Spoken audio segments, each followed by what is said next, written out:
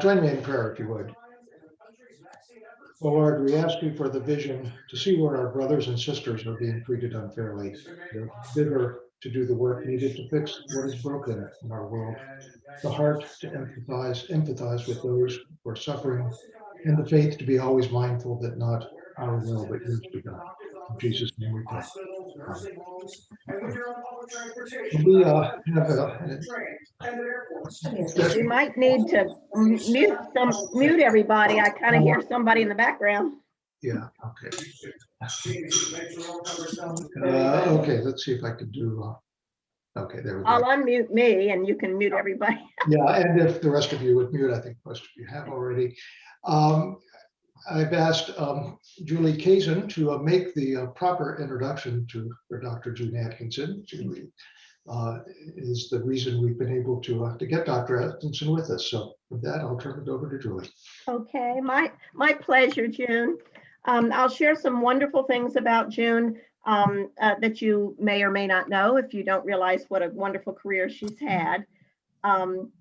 June was the first woman elected state superintendent of public schools of North Carolina and served in that position from August of 2005 until December of 2016. And all that time I taught in Wake County Public Schools, so was able to serve under her those 11 years. During her career, she served as chief consultant and director in the areas of business education, career and technical education, and instructional services within North Carolina Department of Public Instruction. A former business education teacher in Roanoke, Virginia, and Charlotte, June has been involved in professional development, instruction, and curriculum development throughout her career. She's received numerous awards, including accolades such as the Champion of Children Award from the North Carolina Association of School Administrators, the State Policymaker of the Year Award from the National Association for State Educational Technology Directors, Friends of the Arts Award from the North Carolina Arts Education Association, and the North Carolina Association of Educators Inclusive Leadership Award. Delta Kappa Gamma, an educational society, awarded her its prestigious Founders Award, and she's been inducted into the East Carolina Education Hall of Fame. Been recognized as an outstanding alumni of North Carolina State University and received University of North Carolina at Wilmington's Razor Walker Award. She has also received the Order of the Longleaf Pine. Most recently, the North Carolina Chamber of Commerce gave her its Public Service Award at its annual meeting. In addition, June has held many professional offices, including the president of the National Business Education Association and presidents of the National Council of Chief State School Officers and National Association of CTE Directors. She received her bachelor's degree in business education from Radford University, a master's degree in vocational and technical education from Virginia Tech, and her doctorate in educational leadership from North Carolina State University. Campbell University has awarded her a doctorate of human letters. And now, June is now the Chief Executive Officer, the CEO of Emerald Education, which is a new startup company dedicated to addressing education leadership development at the state, district, and school levels. In this position, June brings extensive education leadership experience to benefit public education across the nation. Her quote is, "State and district education leaders need a strategic support and leadership development rooted in research and enhanced by practical experience. That's what Emerald Education provides." She says she's excited to help fellow educators create innovative environments for students to excel. And as we've said, I'm just amazed and excited, June, that you're still so active and still making such a difference. And as we've said, we met through Delta Kappa Gamma, and Phyllis West was a mutual friend of ours that helped June a lot in her years as superintendent of public instruction. And this was where I met her, supported her as she led North Carolina schools for 11 very important years. So I can't tell you how pleased I am that you've decided to share your time with us. We are on an adventure. Mike Schley is leading us on this journey in many areas, and one of them being education. And we want to know, we want to learn, we want to know what we can do to make things better. So welcome, June, and I will hand it over to you. Okay. Well, thank you very much, Julia, and I appreciate your friendship all these years. And I am delighted to speak to the committee. And I'm also so glad that your church has decided to have a committee dealing with justice. I am a member of the First United Methodist Church of Cary, and we have just started on the journey of looking at justice. So we can learn a lot from your committee as we travel a similar journey to make sure that we have justice for all. I've been fortunate and I feel so honored to have served all the students in North Carolina to help teachers and principals and others prepare students for coping with life, excelling with life.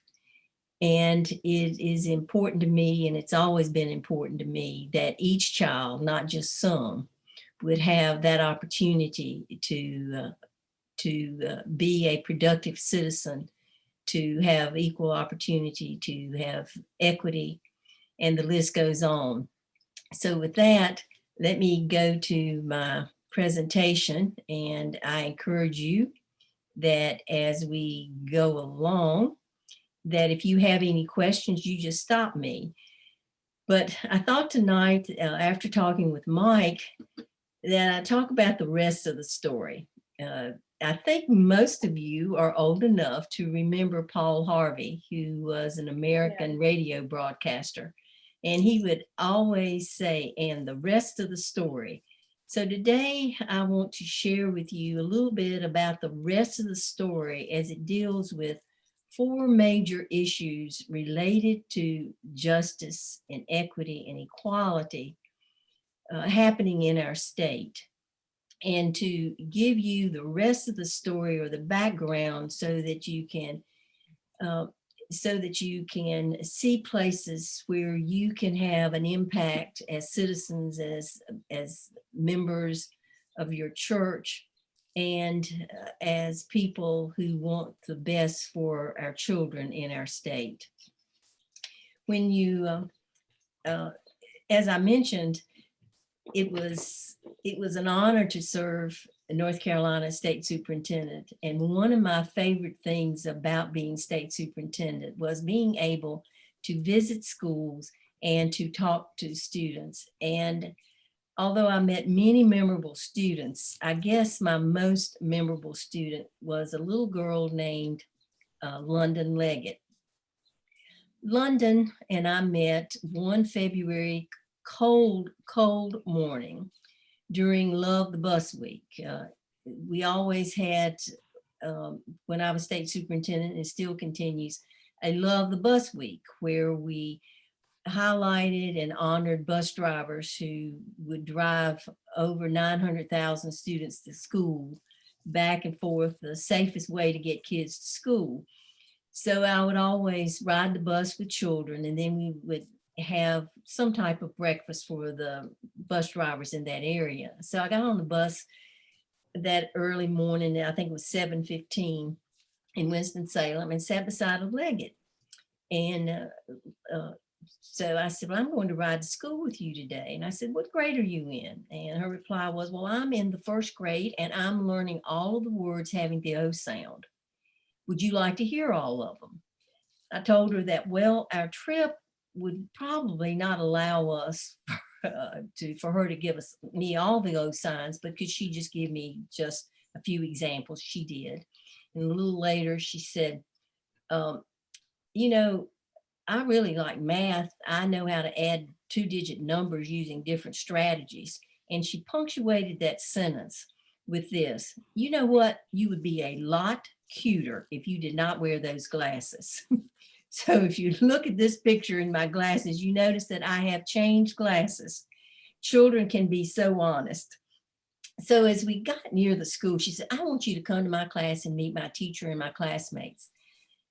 And I said, you know, I'd love to do that, London, but, you know, I have a really busy day. I have to meet with the bus drivers. We're having lunch. I have this place to go, that place to go. And she dropped her little head and said, okay. And then the next minute, when we were pulling the bus parking lot, she said, would you please carry my Hello Kitty lunchbox off the bus for me? Because she had her hands full. And I said, well, of course, because you look at that little face and how could you say no to it? So I got off the bus and started talking to the principal of the school. And all of a sudden I look around and there's no London.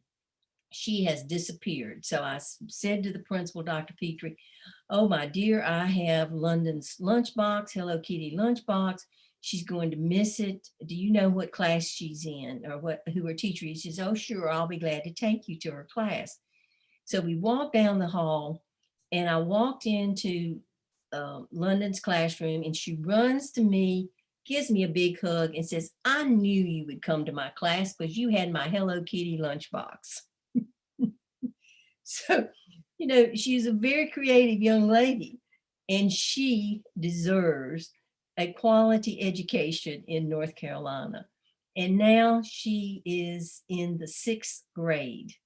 And so I think about her often and wonder how she's doing, because if there ever had been a student with creativity, she was one of them.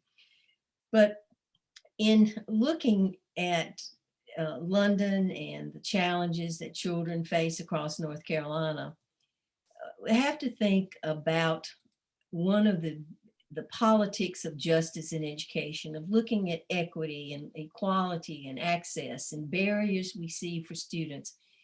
And what is really critical, although we don't pay as much attention to it as citizens, is the whole area of policy. And the rocky road of justice in education really has to do with all the different groups involved in education.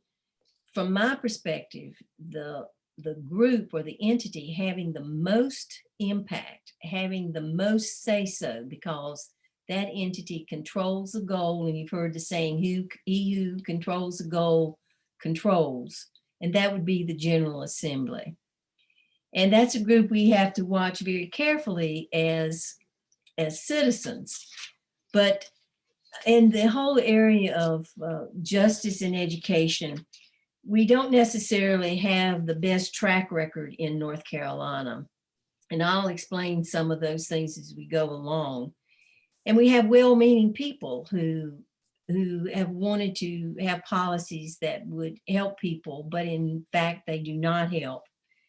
But there are many players when it comes, as I said, we have the General Assembly, you have the State Board of Education, you have the State Superintendent of Public Instruction, you have local boards of education, you have local superintendents, you have principals, you have teachers, you have parents.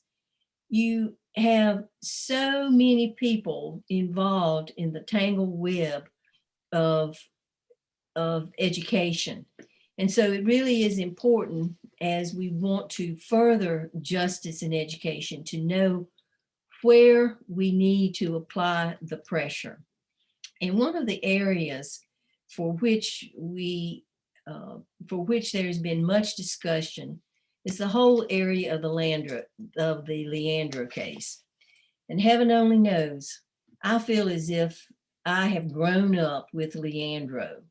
Because when Leandro started in 1994, I had just taken a position as the Director of Instructional Services. And as we moved along, when the counties, some of the low wealth counties sued the state of North Carolina that we were not providing a basic education program, which, as you see in the middle, our Constitution says that the people have a right to the privilege of education, and it's a duty of the state to guard and maintain that right. We know that there are a lot of players, and you see the players, and one of the big players in the Leandro case is the retired Superior Court Judge, Judge Manning. And my first encounter with Judge Manning occurred when after I had given a deposition to the case and had to appear in his court.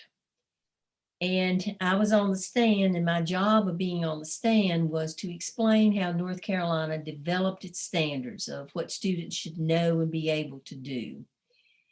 And I was being crossed, and after I'd explained how that process happens, Judge Manning asked the plaintiffs if they had any questions. So one of the lawyers, unfortunately, who is now deceased, started asking me questions about mathematics, how it was developed. And he says, well, could you tell me what a manipulative is? And I said, well, teachers use manipulatives in math as a concrete way of showing mathematical symbols. I said, for example, pencils can be manipulatives, beans can be manipulatives, desks can be manipulatives. And I named 5 or 6. And then he says, well, could you give me more examples? So I keep going and going and going and going. And I thought, I've run out. I can't think of any more manipulatives. Of course, I didn't say that. But Judge Manning, I guess, had gotten a little perturbed with that line of questioning. So he looks at the attorney. He said, please look at me. And he says, how many fingers am I holding up? And the lawyer said 10. And he said, how many now? 9. So he went all the way down to 0 and said, that, sir, is a manipulative. Now on with your questioning. So that was my first encounter with Judge Manning, but it definitely was not my last. He presided over that case from 2000 to 2015. I have met with him numerous times. Sometimes I couldn't tell whether if I represented the plaintiffs or the state. I couldn't tell because it seemed to be a tangled web. But the Leandro case, as you know, said that all kids have a right to an education. And what is yet to be resolved about that case is how much money is needed to make sure that each child in our state has a basic education. And I'm probably making a conservative estimate, but my guess is that the Department of Public Instruction, on behalf of the State Board of Education, has developed at least 5,000 to 10,000 pages of data, of plans, because Judge Manning always wanted a plan. Judge Manning wanted data. Judge Manning wanted analysis. And Judge Manning was committed to each child having a basic education program. And he had colorful language also. For example, he would go to schools and he would use that colorful language, and I'd get a call from a superintendent and say, do you know why Judge Manning stopped by my school today? Oh, and by the way, do you know how he cusses? So that was Judge Manning. But one great thing about Judge Manning is that he used the bully pulpit to bring attention to the importance of all kids having a basic education. Now, the General Assembly, if I would describe how the General Assembly has responded to Leandro, I would have to say it's up and down, up and down, up and down. For example, in the very beginning, in the 2000 to 2009, there were increases in budgets for money for teaching assistants, money for low wealth schools, money for for small districts, money for students at risk. And then when 2009, 2010 hit, then the amount of funding went down. And while I don't have enough time during this session to show you how funding actually makes a difference in public education, please keep in mind that the impact of funding for public education is cumulative. And the education a child receives at kindergarten has an impact on how that student does in first grade and second grade and third grade. And so having that up and down motion of funding really impedes progress because you don't have consistency. But when Governor Cooper was elected, he appointed a commission. And of course, Judge Manning had retired. And the new judge, Judge David Lee, has ruled that we are not providing a basic education program. A commission was formed. And the case still revolves around these issues. And this is a picture of Leandro. This is Robert Leandro, who was a high school student when the case started in the 1990s. And now he's an attorney with the law firm that actually represented the defendants. But still true today are these issues. What is the definition? And the General Assembly, to the credit of the court, the state Supreme Court, a definition of what a sound basic education has, we do know what it is. You have to have skills in mathematics, English language arts, geography, social studies, career technical education, and I've left out some, but one part that was omitted from the sound basic education was the whole area of arts education.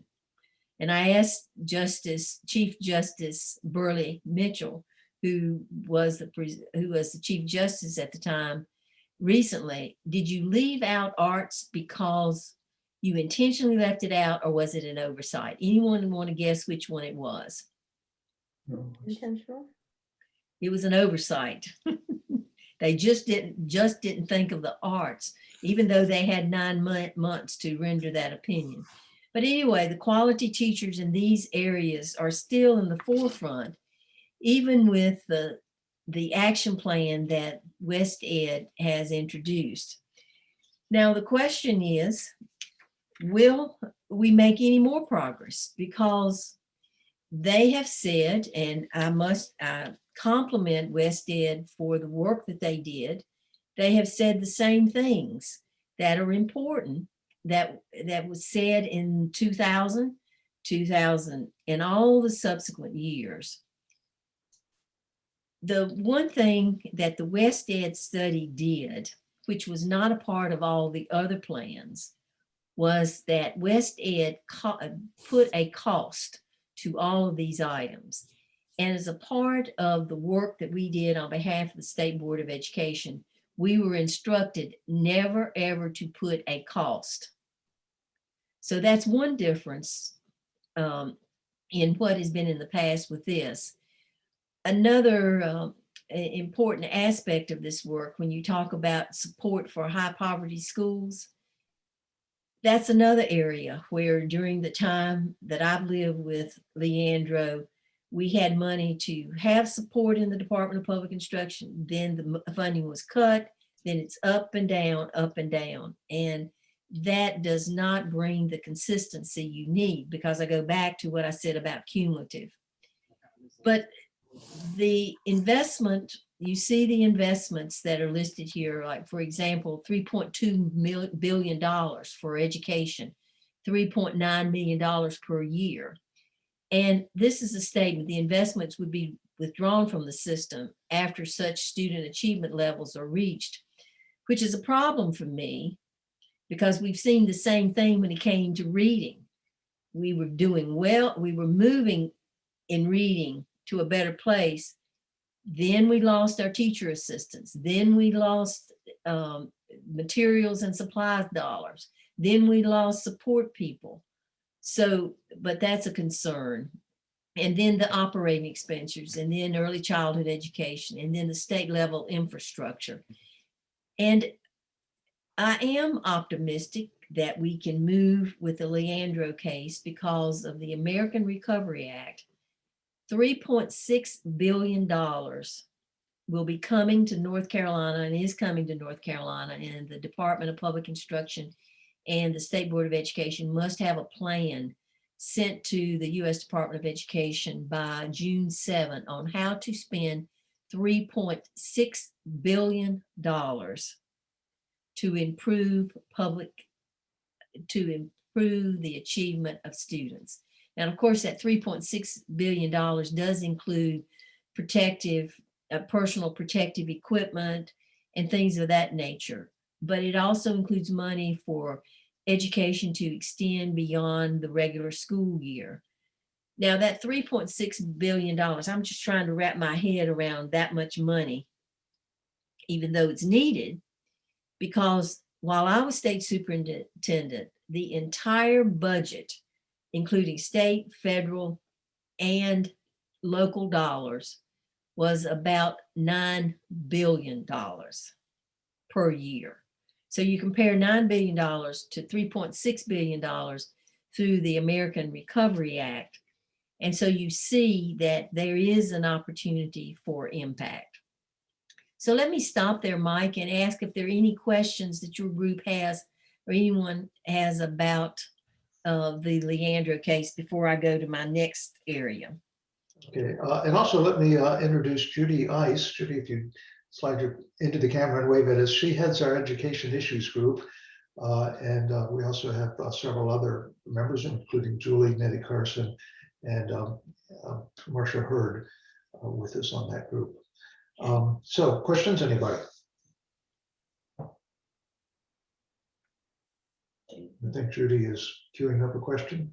Okay. Okay. Thank you, June. Sorry, I'm also the designated note taker for tonight, so. Okay, bless your heart. The recent bill that was introduced this week into that the House of the General Assembly, there are some that would suggest that the money from the American Recovery Act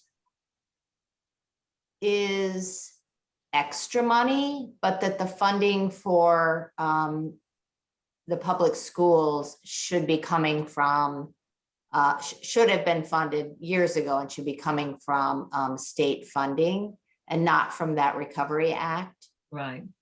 And so I'm interested in your thoughts on that. Okay. To be very candid with you, the General Assembly has many strategies to appear to be giving more money, when in reality, they are supplanting. The Recovery Act does have what's called a supplanting clause. And that supplanting clause is to prevent that from happening. Although my experience has been the General Assembly cannot spend as much money as they say that they're going to spend. So that's a dicey issue. And I'll give you an example of how that works. The lottery.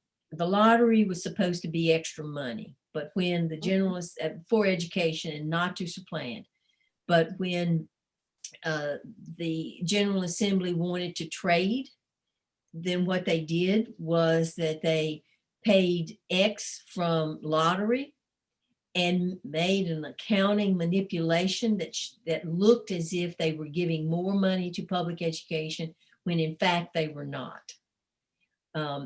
In fact, that what you have just brought up, Judy, is really a thorny issue about how you prove that they are supplanting and are not continuing with the money. And there's no entity, so to speak, that would prevent them from doing that other than the federal government. And the federal government, in my experience, has never asked for North Carolina to return money to the coffers of federal government because of supplanting.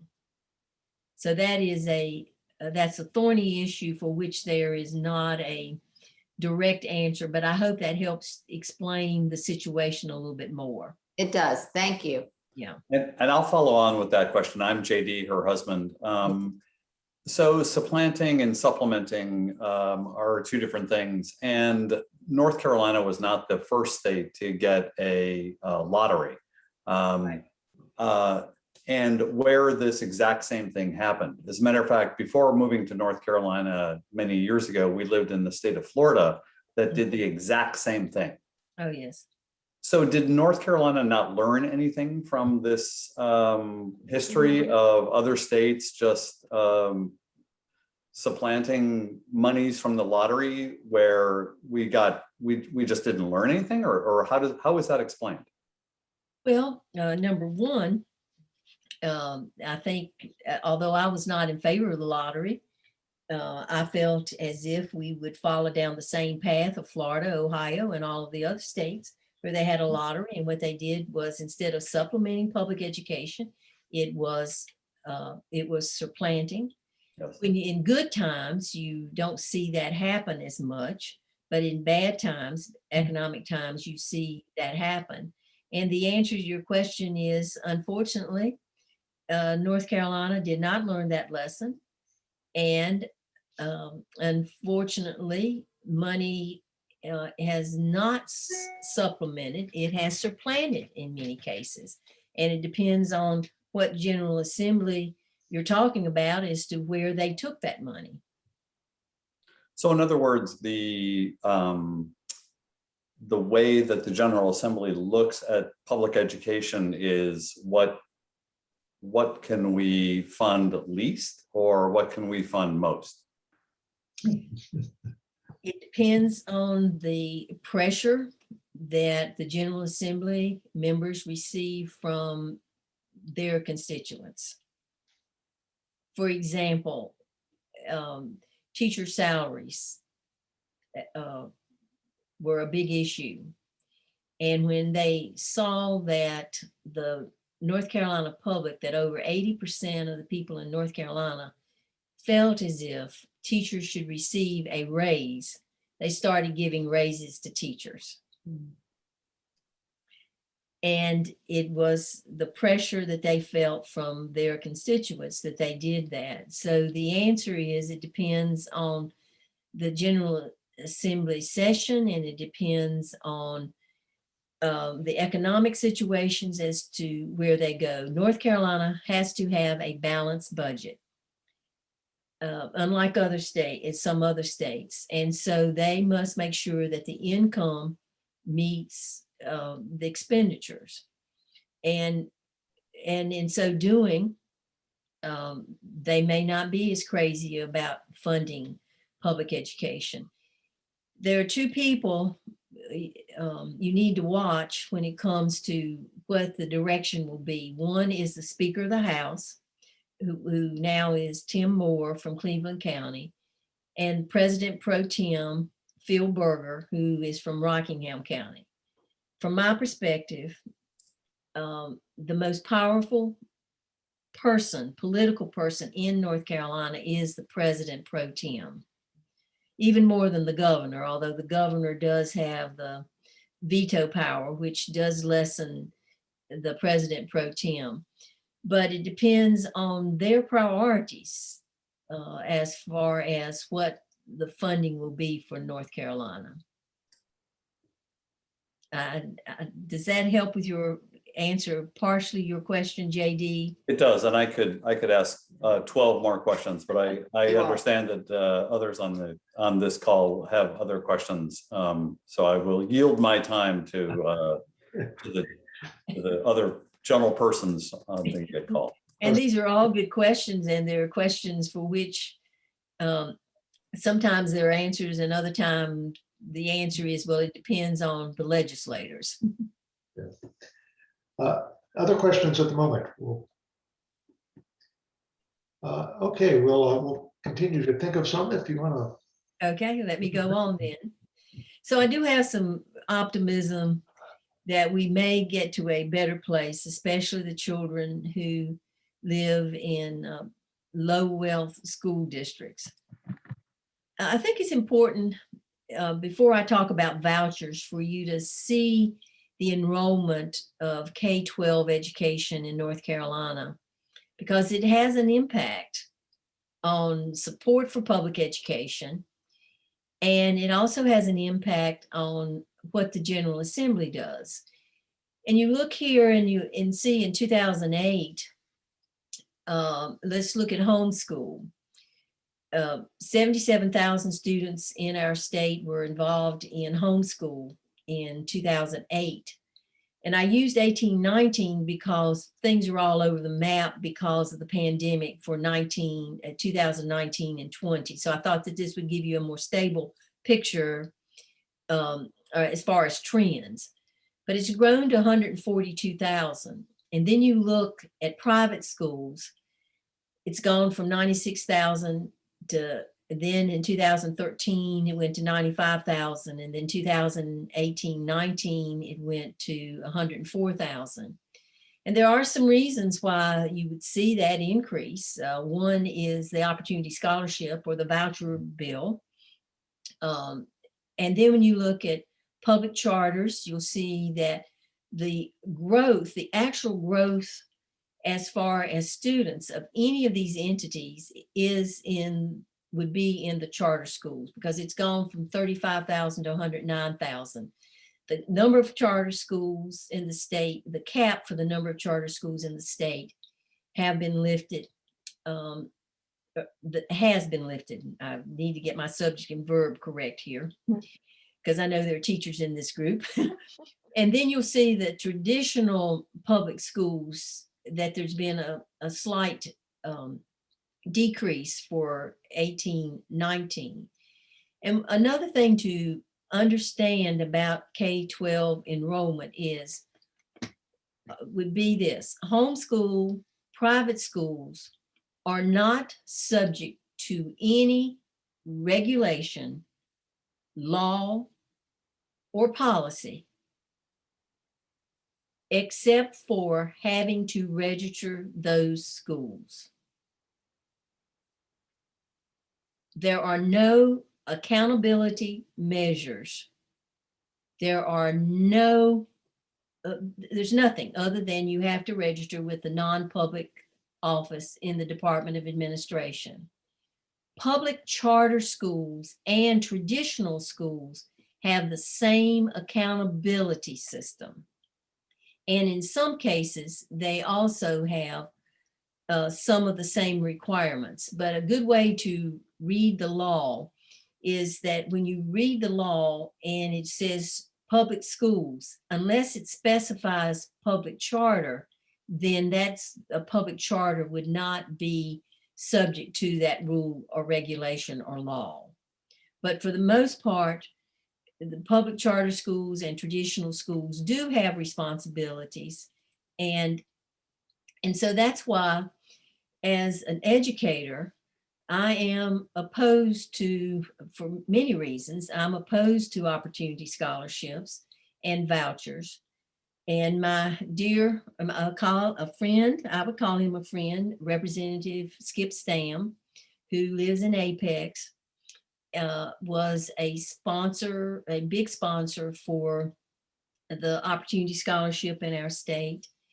The Parents for Educational Freedom is a big player with vouchers.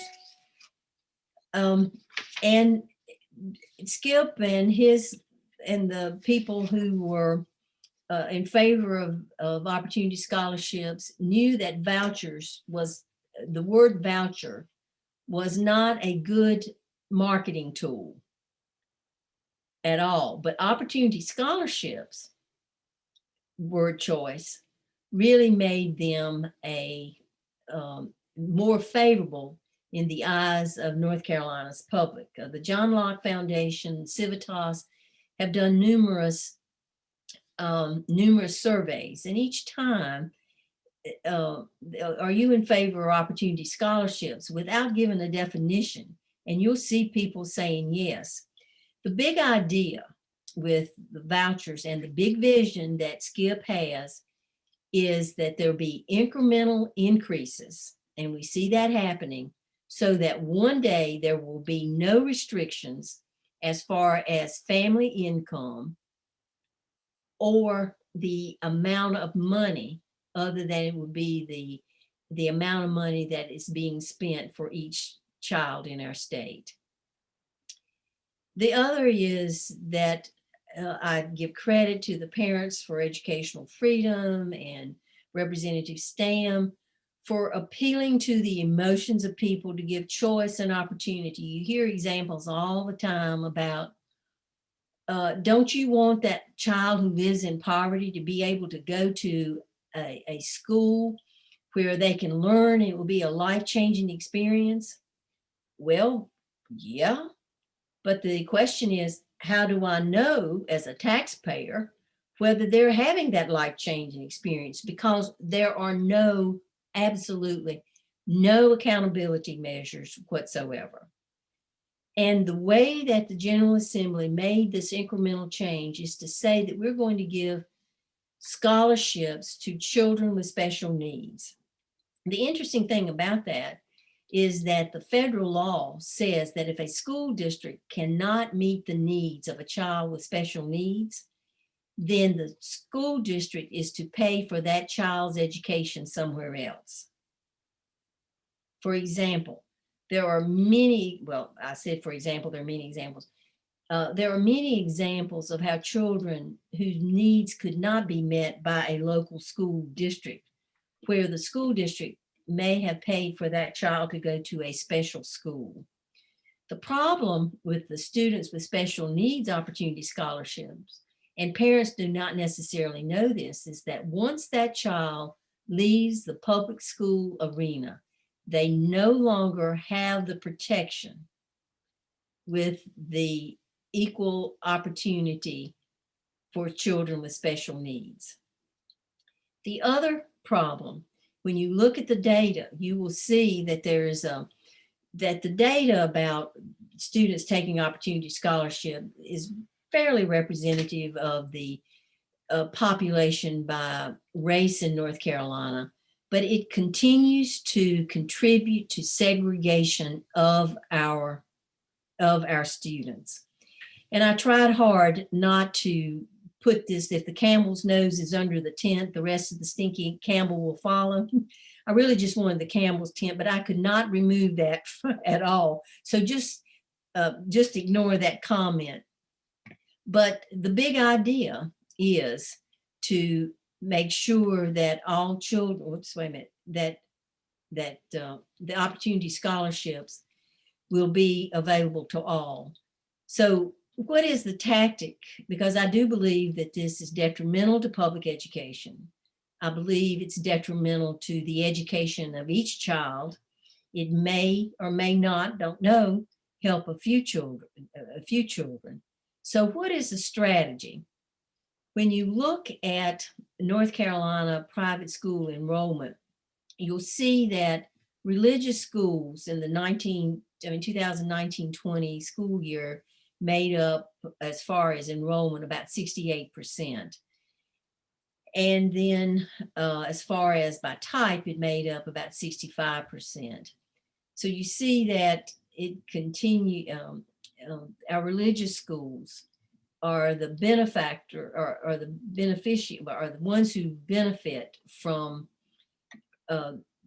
the opportunity scholarships. And so what does that say about the separation of church and state? But here you will see the opportunity scholarships, what it has been. Like 2014, it was 1,200 people. It's grown to 12,000. All the money has not been used. And so that's one of the reasons why the General Assembly wants to up the amount of money to have children eligible if they are from families where a family of four, where I believe it's $72,000 they are eligible for a voucher. And so this is 1920-21 that 16,000 applied, and the number awarded and accepted, and then the number enrolled. And so you'll see, you'll hear people say, oh, there are long waiting lists. Well, I don't know about that. And so that's another reason why the General Assembly wants to move more quickly, or the current leadership in the General Assembly does want to move more quickly toward removing all the barriers as far as salaries. Now, there's a history of support for public education, for vouchers, and we can't ignore that. Milton Friedman believed that vouchers would be good for public schools because it would create competition. One interesting thing is that in 1955, because North Carolina General Assembly, and reflective of its population, wanted to avoid the desegregation of our schools. And so the General Assembly passed the Pearsall Act, the Public Assignment Act, and that was the first time that North Carolina had vouchers. The difference between 1955 and now, there are lots of things, but one was that you could only use a voucher to go to a non-religious school.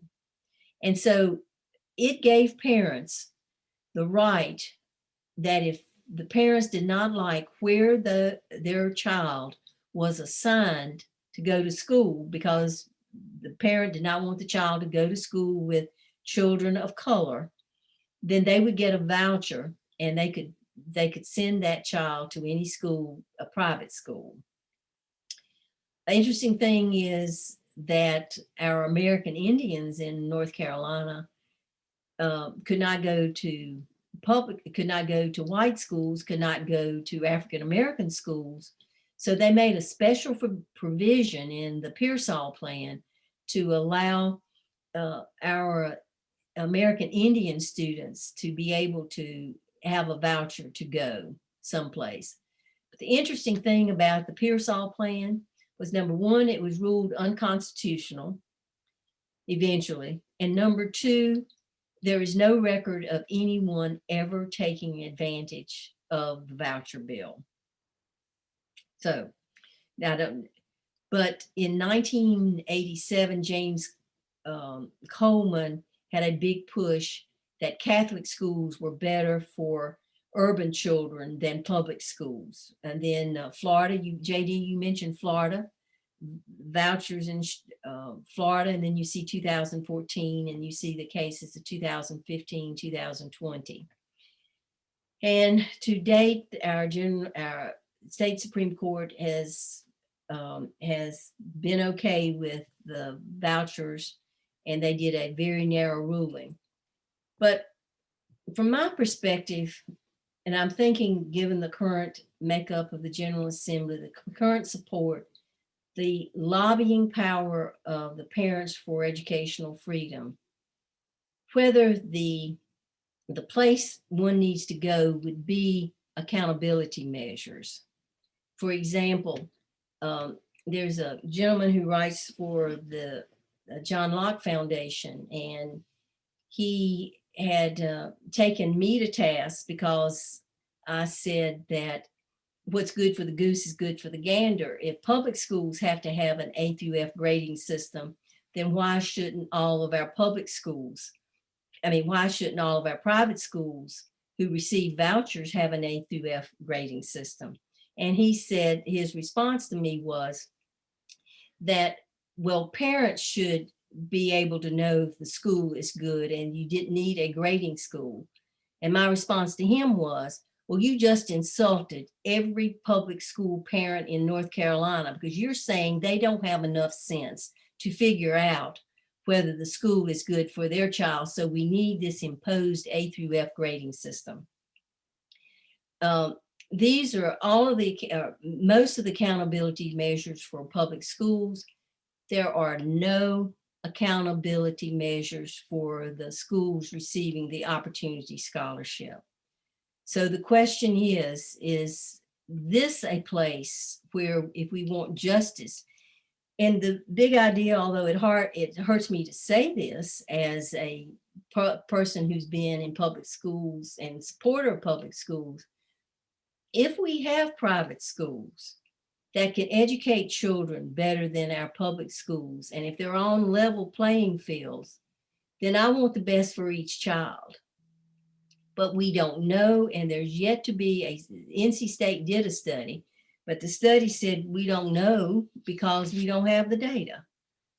So that's the problem with vouchers. And I'm sure you've had a lot of discussion about that. And let me stop at the moment to answer any questions or to hear your comments of disagreement or agreement with me. I know some of you on the education group have been deep into this. Questions or comments on that? I see Harry has his hand up. Harry, you're on mute, but unmute and go ahead.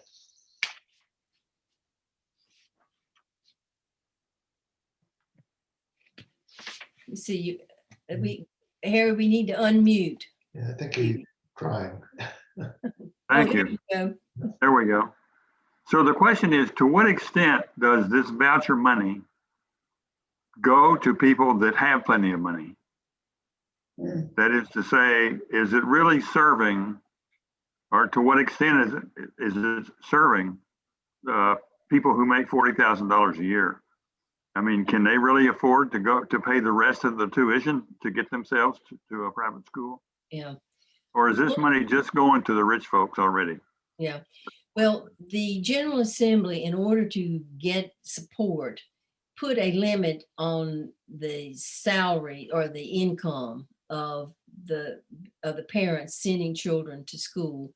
And it's in the 40,000. There's a bill now wanting to move it to $72,000.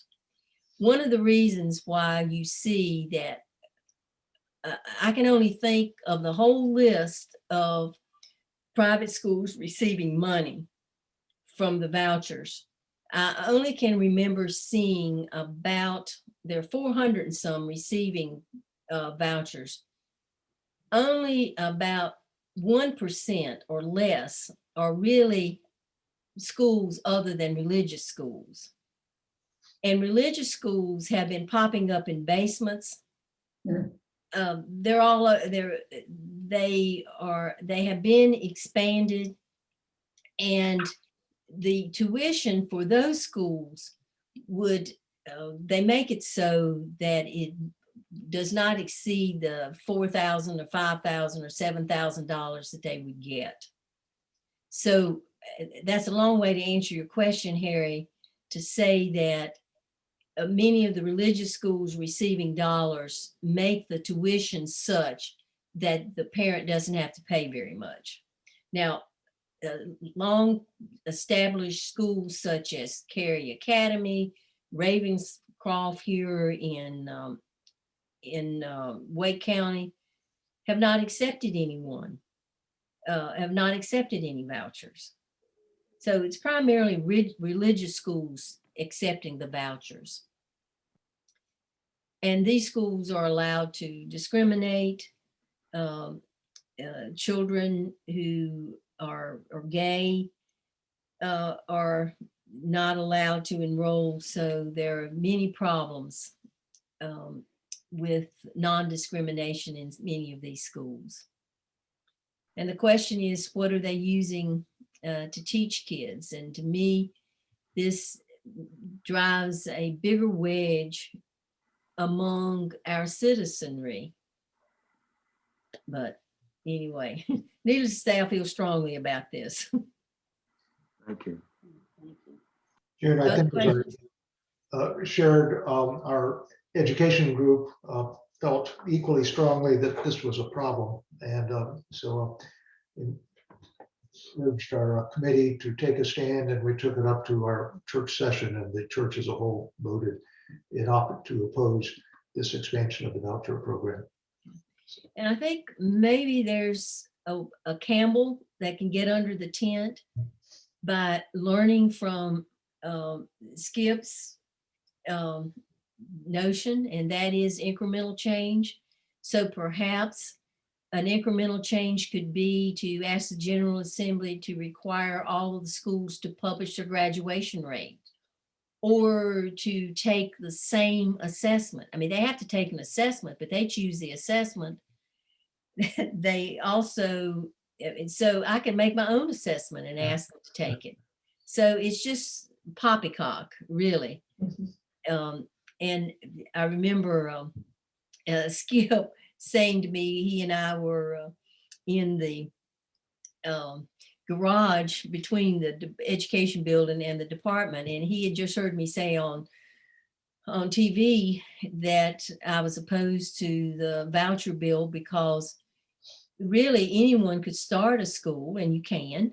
You just you must not have received money, and you have to have about 4 students, and you can start a school. So my comment was, well, I could start a school of terrorism if I wanted to. And if I had students, then I could get scholarships for my children to go to my school of terrorism, and I could teach terrorism. And he told me, when a newspaper reporter asked him about it, he said that I should stick to my knitting. And that insulted all people who knit, because I am a horrible knitter. But even though Skip and I have our differences, needless to say, I invite him to the NC State class to give his opinion about vouchers each year. Other comments or questions? Not at the moment, I guess. Okay. And I have a question. Okay. What is the rationale for feeling, I mean, I don't know if I don't think the whole purpose of vouchers is openly to undermine public education, although I personally think it does. What is besides making money, and I know that comes into play for everything, you don't make much money on public school, but you can make money in private schools, and you can make money other places, and I think that's probably part of the player. What is the rationale for that thinking, letting kids leave public school with taxpayer money? Do they think the rationale for that being better is? Do they think their kids are going to get a better education? I don't quite understand the rationale behind it. Okay. Well, I think that if I could speak, and I don't want to speak for Skip, but I've heard him say this enough.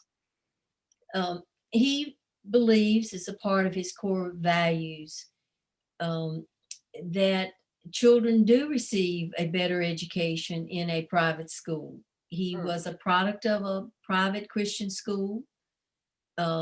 He believes that it will not really hurt public education. He believes that it actually is a way to save money in North Carolina, because he thinks that private schools can educate children more cheaply than public schools. And he thinks it's a money saver. I mean, and he is right when it comes to saving money for saving the General Assembly money, but he's wrong when it comes to saving money for a particular local school district. And let me give you an example. Cumberland County has about 500 students enrolled in private schools and receiving vouchers. And the children in Cumberland County don't come in packages of 100 or 500. You have, for example, let's say 30 schools in Cumberland County, and you have 5 students leaving each of those schools, for example. Well, you still have to have a teacher because you have one less student in the class. You still have to have lights. You still have to provide the bus. You still have to provide those same services, but yet that money leaves that school because that child is no longer enrolled. So the point is that it saves taxpayers money statewide, but it does hurt the school when it comes to taking money out of, because you have fixed costs. Does that make sense, Julie? Yeah, I understand. And he doesn't see, and other people do not see this as anything that public schools should be concerned about. And I'm concerned because I think it undermines democracy. I'm concerned because I think it undermines our learning to live with people who are different than we are. I'm opposed to vouchers because I think we could reach the place where we would lose the public support for public education. And that's one of the problems with the Leandro, with funding for public education. And I call it the Eddie Craig mother theory. And this is the reason why I say that. When I was in first grade, my mother worked full time and my mother never ever came to school. But Eddie Craig's mother was there every day, practically, as I recall. And Eddie Craig's mother could help anyone in the child with reading. Eddie Craig's mother could take us to the bathroom when the teacher was busy. Eddie Craig was there all the time. And so if you were in a high poverty school, you don't have Eddie Craig mothers. And that's one of the problems with our low wealth schools. They don't have mothers and dads who can be at the school, who can raise money, who can support the schools at the same level. So all schools don't have Eddie Craig mothers and dads. All right, with that, let me move on. I don't even know what time it is. Yeah, another 10 minutes, maybe. Okay, I don't have that much to cover, so that's good. Okay. To me, a root cause of our problem with having justice for each child is the whole notion of preschool education. We do not have a system of preschool education reaching every child who needs preschool education in our state. We have pay inequities. We have problems with principal certification. We have problems with enrollment. We have problems with funding, data systems, and the list goes on. And when you look at the state of pre-K, you will see that in 2020, we had just 25% of our state population enrolled in preschool. And we're not going to make as much progress in public education unless we address this. We know from research and economists who are neutral about life, or so they say, we know that for every dollar invested in preschool education, we see a return on that investment of anywhere, depending on the study, anywhere from $9 to $20 per student. We know that preschool, quality preschool education works. And that's one of the reasons why the Leandro case emphasized, or the West Ed study emphasized that so much. And we rank 26 in the nation. There are 23 counties who do serve more than 75%. We have 37 serving 50 to 75%, and 3 serving less than 25%. And we are only one of 13 states requiring the pre-K providers to match state funds. And for poor counties, that's not going to work. And so we've got to address preschool education for every child. And to me, that is a root cause of why we do not have equity and equality in our public schools. It's not that these children can't learn, it's just that they've not had the opportunity to learn. And if you've ever been in a kindergarten class, as I was in Winston-Salem, you will see how that manifests itself in kindergarten. In that classroom that I visited and I'm thinking about, there were children who knew how to read. There were children who knew how to hold a book. And there were children who had never had experience holding a book. They did not know their colors, and the list goes on. And the kindergarten teacher was working with all of these students.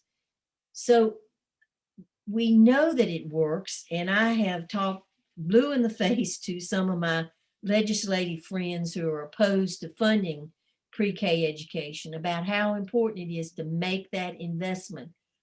Because if we make that investment, we will improve reading achievement in 3rd grade. we will improve public education.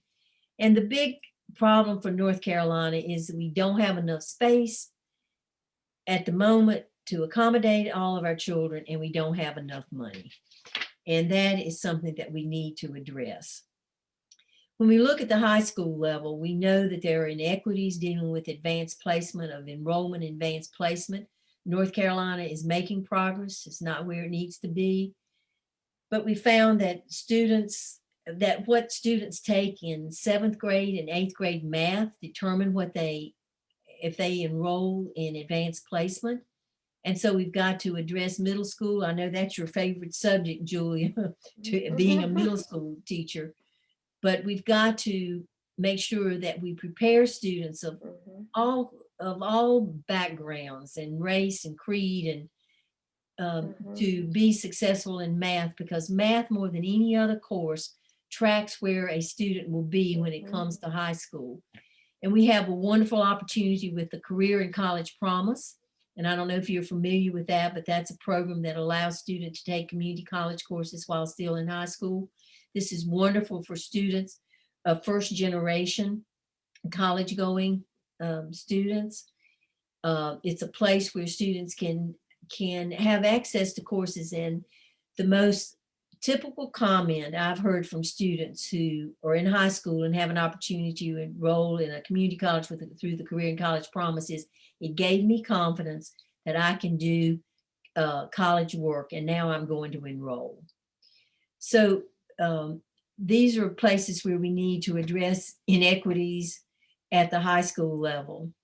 And so our big question is, we want I know that you wouldn't spend your time in working with a committee unless you were concerned that we had justice for all these little children who need the opportunity to be what they want to be. And so I'll close with these thoughts about working with the General Assembly.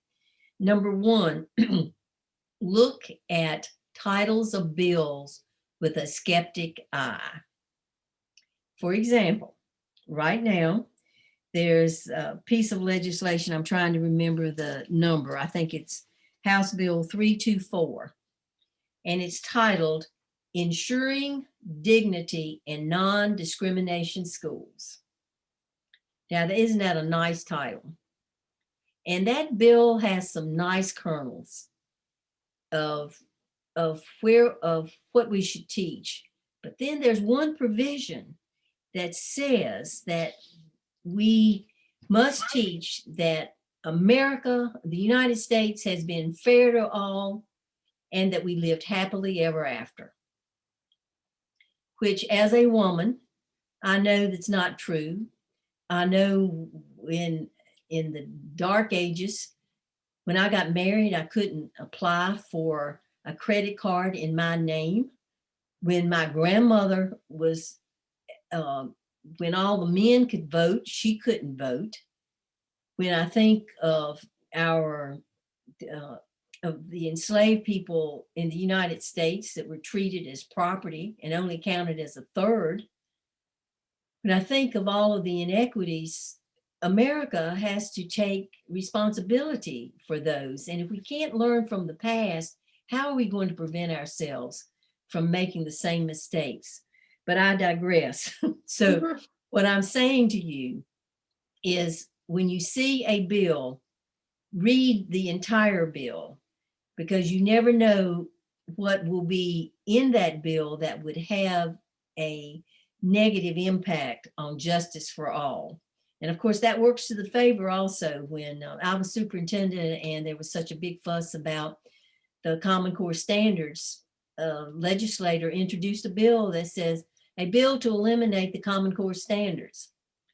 But the people, that satisfied the people who were against the standards, but they didn't read the entire bill to know that the bill actually didn't eliminate the standards. So that's a caution to you, is to read the entire bill.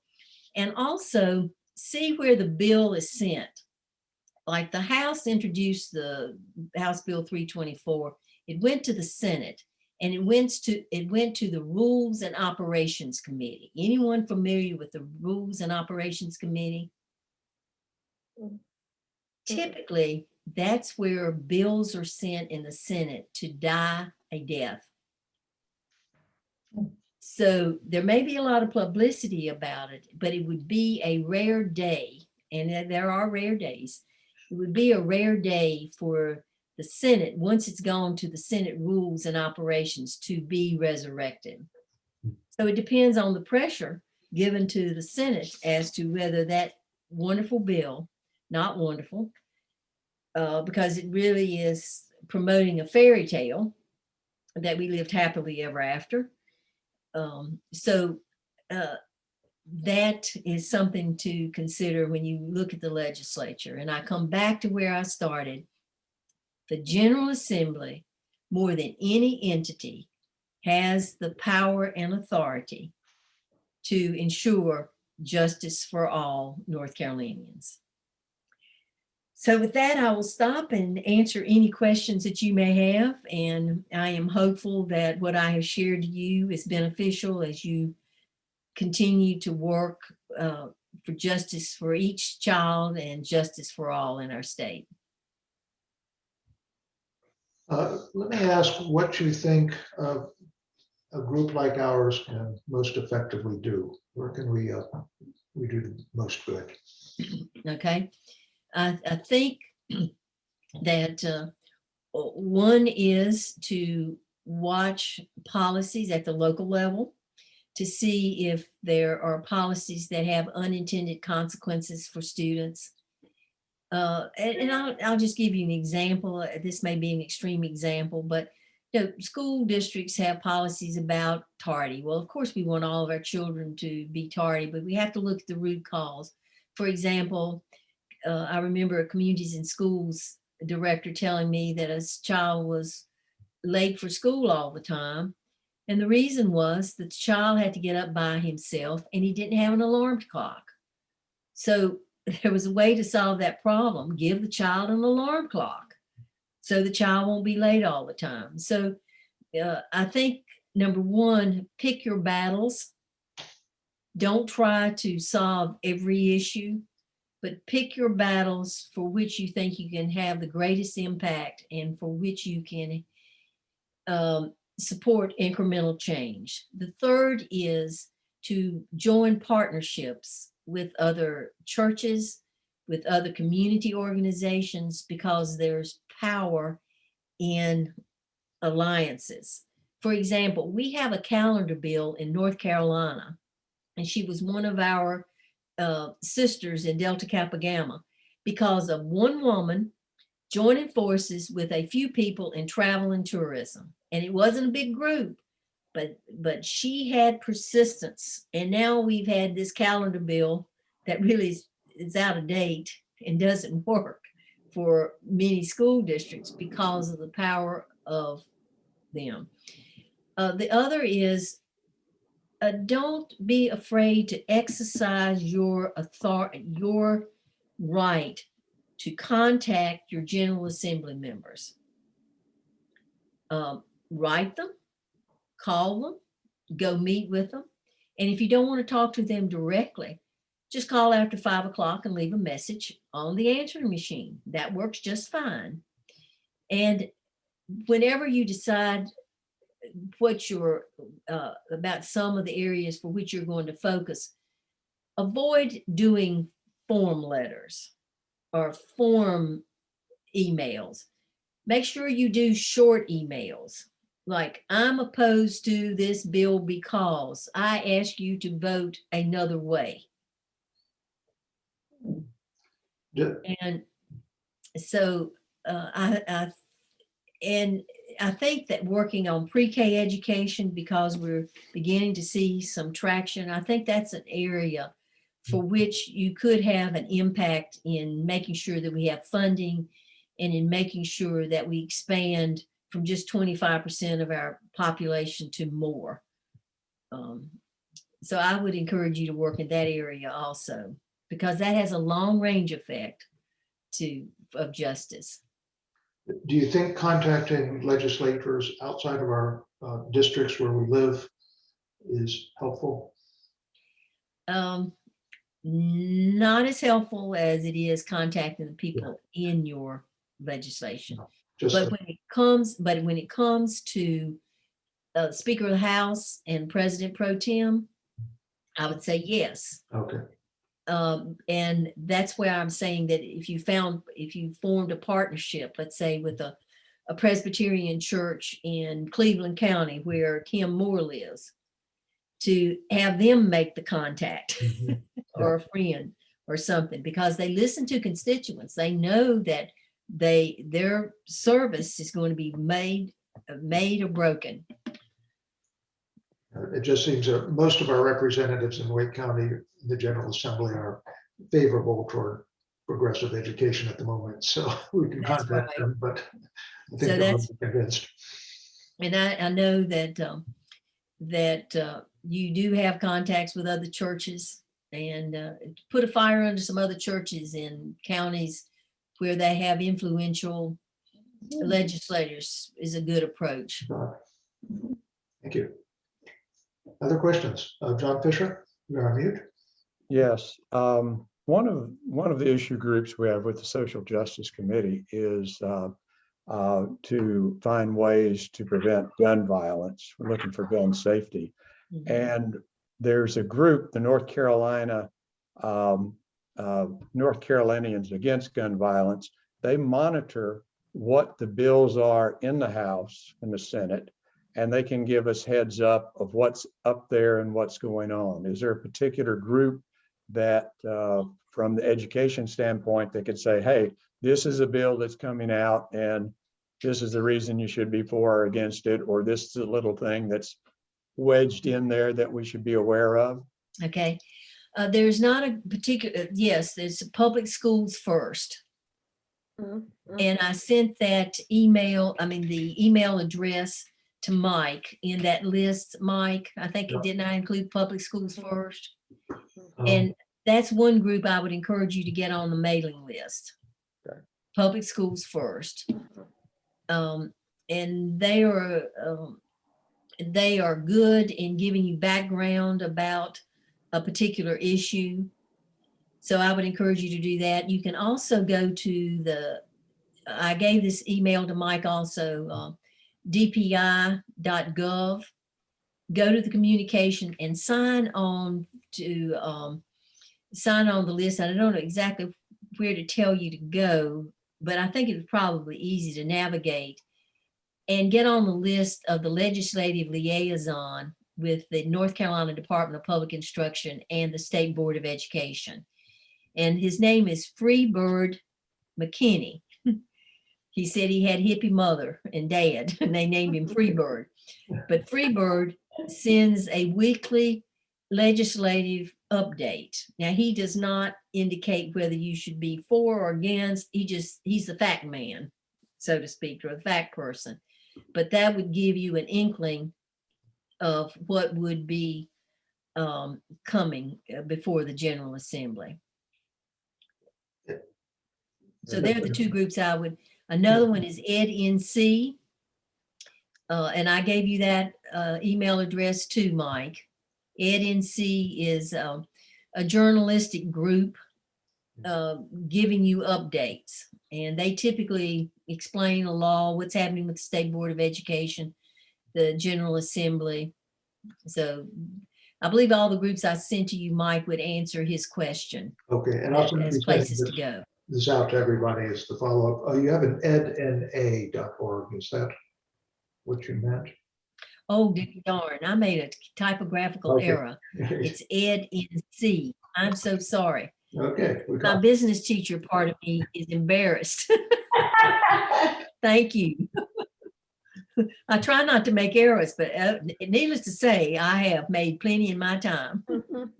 Haven't we all? John Fisher had a follow-up, I think. Go ahead. Well, one thing different from that early, you were talking about all the private schools. What about homeschooling? Do you have concerns about, there's no accreditation or anything for homeschoolers. Do you see problems with that as well?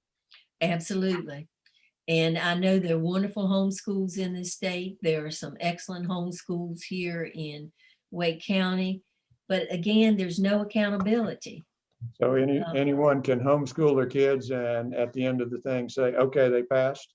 Right. In fact, I remember getting a call from a mother who said that her 4th grade child was just excellent. And what did she need to do in order for her child to skip the 5th grade? And I said, all you have to do is say, you skip the 5th grade, now you're in the 6th. And she said, that's all I got to do. I said, yes, because you're homeschooling your child. And when you think about it, if you have a great teacher in homeschooling, what's better than a 1-to-1 with a child? What's better than 1-to-2? Of course, that's the best kind of teaching. And then homeschoolers have ways to, have socialization and emotional, but there's no accountability. Yeah. And so I'm wondering how the state can justify that every child has the opportunity for sound basic education when you have no accountability for private schools and homeschools. So when you talk about a GED or something like that a person can get, if they're in a homeschool, they can just say, okay, you're a high school graduate, even if Yes. they're 4th grade level or whatever. There's just no accountability. Right. I could declare, if I had a child 11 years old and I thought that child was smart enough, I could declare that child a graduate, a high school graduate.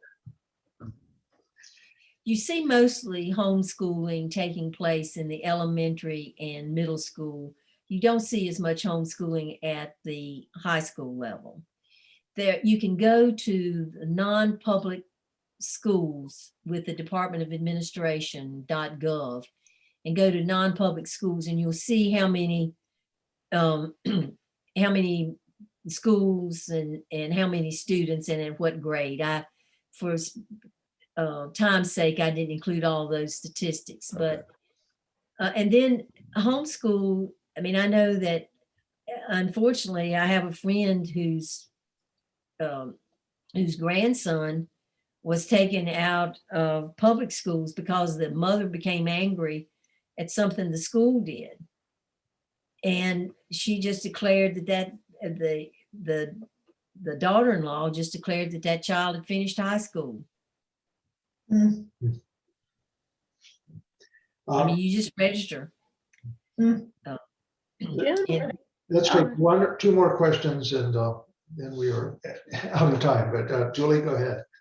Well, I was just going to say, I was under the impression at one point that the homeschooling wasn't policed in terms of curriculum or that sort of thing, but they did have to take some sort of end of grade test like public school kids did. But apparently that's not the case, huh? Oh, they have to take a test, but they decide the test. It's not our EOC that the public. Right. Yeah, they just have to take a test. Okay. And they'll say a national norm test. Well, there are national norm tests for 1st graders that I could give to my 12th grader. Yeah. So it has no teeth. It's a facade. I got you. It seems rather than to be. One more question from anyone? Okay, well, this has been fantastic. We do so much appreciate this, and it's just a wealth of wonderful information. So thank you for sharing your time with us. Well, I'm glad to, and Thank you, wish your my committee dear. the very best. And thanks for asking me. Yeah. Thank you, June. Thank you very much. Thank you. you. And maybe one of these days, are you having services face to face We're yet? starting on the 30th, June, in person. Okay. Well, my church is starting in June, so perhaps one day I'll visit your church. Oh, We would well, love it. yeah. That'd be nice. We would love it. If you wish to hang around and hear a few other things you're doing, you're very welcome. But if you have to go, we understand too. I'm gonna sign off. Thank you. Well, thank you. And Mike, I'll send you the PowerPoint. Oh, wonderful, Great. great. I'll post that Okay. for everybody. All right. And what's some Thank other- you. Bye, June. Thank you. Bye-bye. Bye. All right, I'm leaving. Thank you. Yeah, that was maybe our best yet. So, Yes, she was, yeah, she's so spot on, isn't she? yeah. Mhm. Let's see, a few quick announcements and then we'll let everybody go. Coming up events, Tuesday, May 25th, which I think is next Tuesday, yeah, whatever Tuesday that is, Tuesday after next. The first open meeting of the Gun Violence Prevention Group will take place 7 o'clock. John Fisher has the Zoom link, so email John for that. Or if you can't figure that out, email me and I'll bounce it to John. So anybody interested in that, we need you to come. John, you want to say a word? I think you covered it there. We'd invite everybody to come if they'd like to. As you will recall, they are our newest, oldest established group, but the newest of our issue groups. Mhm. So we're pleased that that is getting off the ground. Also related to that, our June program, June 10th, will be the statewide coordinator for North Carolina gun violence prevention. I think I've got that right. Sarah Smith, or possibly her boss. So we'll be hearing about what they're doing to make the world a slightly safer place. So you'll be getting announcements on that. Hope you'll join us. We're going to take a break for monthly presentations during the summer. So we won't be doing anything in July or August. But in September, I think starting about the second Monday, going for 3 weeks, we've got a class that Charlotte Sullivan and Katie Hersher have put together on systemic racism. Oh, good. So that will be a participatory class. We have not yet to decide whether we want to do that live or by Zoom. Your opinions would be interested. We'd be interested in your opinions on which you'd find easier on a Monday evening. We've got options. A little bit of committee organization news. I started thinking about the longer term leadership of the committee because my session term will expire in 1.5 years. Fortunately, on our group, we have another elder who has another year in her term, and that's Lori Edwards. So we've worked out a thing so that Lori is taking over the co-chair role now. She's stepping off the housing issue chair position, and we'll sort out later what we do going forward with housing issues. JD Ice has been gracious enough to continue on in the steering committee, but stepping aside from the co-chair role. So that helps us pave the way long term so that we continue all these good things that we've started and built and have a succession plan in place. Also during the summer, we're going to take a step back on the steering committee and look at what we're doing on the issue groups. Are we focusing on the right issues? Do we need to reorganize those, look at some different things, etc. So input is appreciated there. And when we reconvene in the fall, we'll probably think of some slightly different ways to address that. Any other announcements on issue groups or anything else from anybody?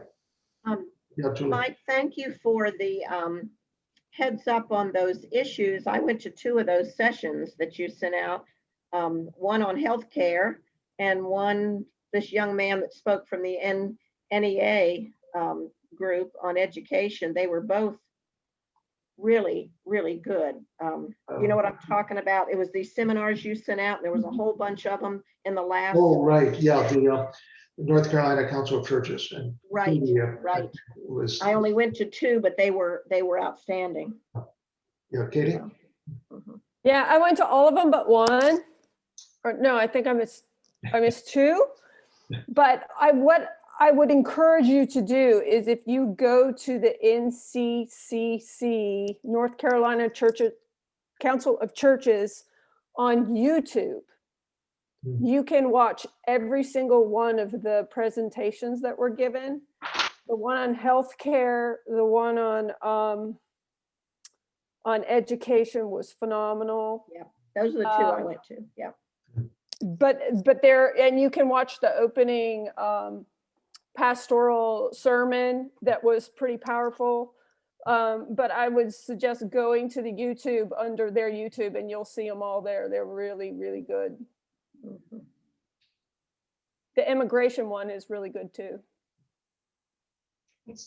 Um, Okay, anything else for this evening? Mike, a question. You said we're not going to have program in July and August. Are we going to be meeting? Not as the large committee, and probably not as steering committee. We'll have a meeting in, I'm sorry, let me correct that. We won't be meeting in the large committee in July and August. If I said June, I was in error. We are meeting in June. Okay. Steering committee will meet in June, and then we'll figure out if we need, to what extent we need to meet.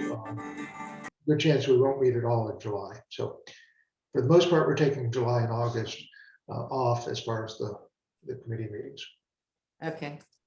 By the way, Judy, on the minutes, they can be very brief. No need to repeat what she said. We've got the video for people who want to watch it. So just the business items would be totally fine. Okay. And that applies to everybody who takes minutes. They've been very complete, but more than is necessary. Okay, I think we're set. Judy has agreed to do the closing prayer, so if you would, ma'am. I will. Please pray with me. Loving Father, we know that we have great opportunity to learn more about how we can help people who are disadvantaged. And tonight we learned a lot about the students in our state and how we can understand that they are disadvantaged. So help us to take this information and to work together to find ways to advocate for those students, to work with our government to make those things happen so that we can be part of the solution of sound basic education for all students in North Carolina. And we thank you always for bringing us together in good health, and ask you to be with us until we meet again, and to work in our hearts to always be doing your will. And we ask these things in Jesus' name. Amen. Amen. Amen. Thank you, everybody. Bye, everyone. Bye.